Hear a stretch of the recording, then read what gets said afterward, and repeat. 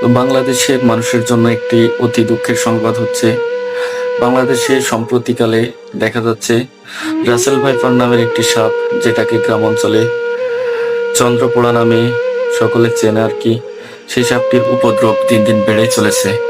আর এই সাপটি মূলত বিচরণ করে ফসলি জমিতে এবং যাদের আবাসস্থল হচ্ছে চর অঞ্চলে। তো এদের অবস্থান এখন ঘন ঘন মানুষ দেখতে পাচ্ছে। আর এই সাপটির কিছু বিশেষত্ব রয়েছে। এটার কামড়ে কোনো অ্যান্টিভেনম আর কি তেমন একটা কার্যকর হয় না। এমনও রেকর্ড আছে যে রোগী অ্যান্টিভেনম দেওয়ার পরেও অনেকদিন পরে মৃত্যুবরণের সংবাদ শোনা গেছে। তো এমত অবস্থায় আমাদের সকলকে উচিত খুবই সাবধানতা অবলম্বন করা, তা না হলে কিন্তু এই সাপের দংশনে